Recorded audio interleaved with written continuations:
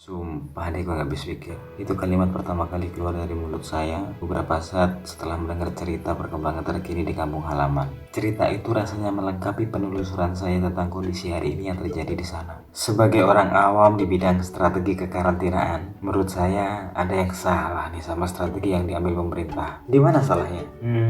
Sebentar.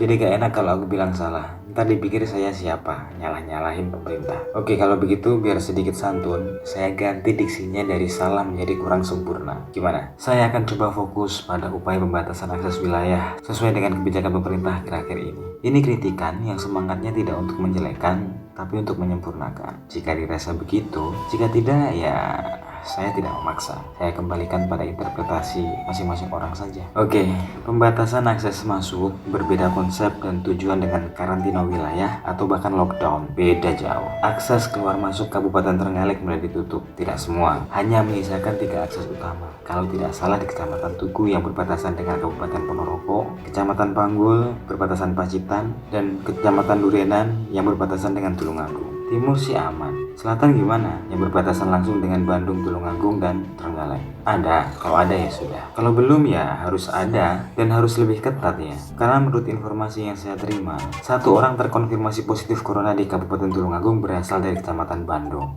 Oke, sekarang begini. Kalau akses sudah dibatasi, kemudian pembatasan itu bertujuan untuk apa? Hanya cek keluar masuk orang sajakah? Screening orang per orang sajakah? Terus, kalau sudah di screening dan didata, kemudian mau diapakan? Nah, ini yang saya belum tahu jawabannya. Dan penasaran banget pengen tahu alasannya. Semoga dalam waktu yang tidak lama, penasaran saya ini menemukan jawabannya. Blokade jalan, pembatasan akses, menurut saya tidak berdampak banyak terhadap upaya memotong mata rantai penyebaran COVID-19, khususnya di Kabupaten Trenggalek. Tidak berpikir endurance, malah menambah beban kerja dan memperluas fokus pengawasan. Harusnya, dalam keadaan yang genting seperti sekarang ini, kita berpikir efektivitas tenaga, fokus pada hal sempit saja, dan berupaya memperkecil risiko. Selama arus orang masuk dari zona merah masih saja diizinkan, masih diberi lampu hijau, maka upaya blokade jalan, pembatasan akses, jadi percuma. Petugas punya keterbatasan jumlah kan? Adakah yang bisa menjawab upaya ini akan berlangsung berapa lama? Jika tidak ada yang bisa menjamin kapan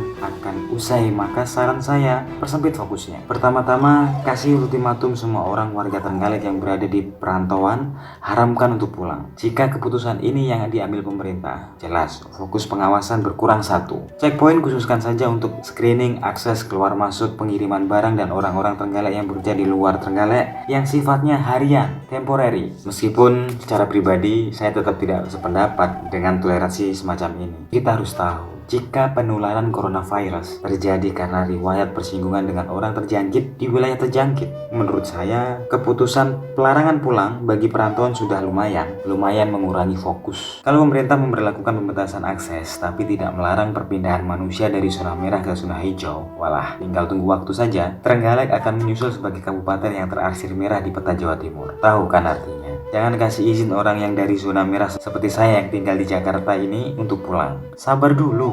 Setelah ada pernyataan resmi dari pemerintah tentang larangan ini, kok masih tetap ngotot pulang? Bukankah itu bisa diartikan upaya menghalang-halangi pengendalian wabah? Mereka dapat dijerat dengan undang-undang kekarantinaan. Ya kasih ruang kepada kepolisian untuk melakukan tindakan tegas. Bukannya kemarin-kemarin kerumunan orang itu dibubarkan karena takut terjadi transfer virus. Lah ini orang dari luar kota, zona merah, jelas-jelas di sana banyak virus, kok diizinkan tetap masuk ya? Weh, piye to janiki? Ayolah Pak, berhitung lagi tentang kemampuan kita menghadapi masalah ini. Kita tidak ingin Green Zone ini jadi merah darah kan? Kita tidak ingin masyarakat kita terjangkit kemudian yang repot kita semua, termasuk Anda wahai pemerintah. Yuk, pertimbangkan berapa banyak kita punya ruang isolasi. Cuma 12. Kalau mau ditambah kan masih wacana. Berapa banyak kita punya dokter dan perawat? Bagaimana dengan stok alat kesehatan penunjang? Bagaimana juga dengan stok alat pelindung diri tenaga kesehatan? Serius yakin Pak kita siap? Kalau tidak yakin, sudahlah Pak. Tutupkan kedatangan perantauan masuk ke Trenggalek. Yang saya mohon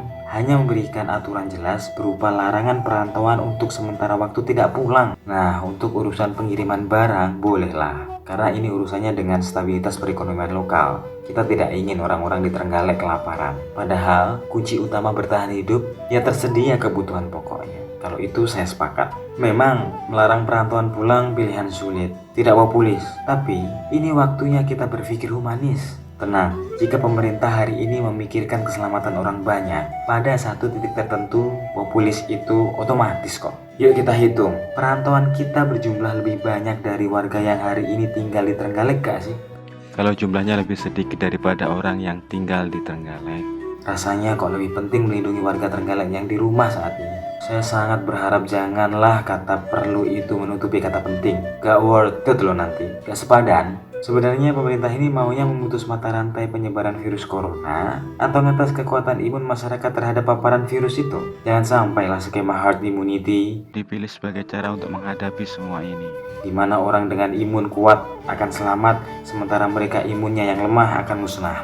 Kalau ini yang terjadi, apa bedanya dengan Thanos lakukan menggunakan Infinity Stone-nya? Nah, berikutnya yang tidak kalah penting, petugas yang ada di lapangan, di checkpoint itu, bekalilah mereka dengan aplikasi yang terintegrasi. Jangan pakai belangko begitulah, tulis tangan di kertas kosong. Capek isinya, midon gaweni, dan kemungkinan errornya tinggi loh. Aplikasinya siap kan? Tinggal pemerintah mau pakai atau tidak. Bukankah sampai hari ini saja ODR di Trenggalek sudah ribuan? Bahaya loh itu, risikonya tinggi. Apalagi kita belum bisa memastikan mereka itu bersih atau terjangkit. Caranya sementara ini masih menghitung hari, menganjurkan mereka karantina pribadi, berdiam di rumah 14-21 hari. Harapan saya sih semoga Trenggalek tetap bersih ya. ODR dan ODP yang hari ini datanya muncul, cukuplah. Tidak perlu lagi naik status menjadi PDP, sehingga nanti tidak ada yang perlu kaget jika tiba-tiba mabrek. Loh, yang kena ternyata banyak ya. Kalau sudah begitu siapa yang repot?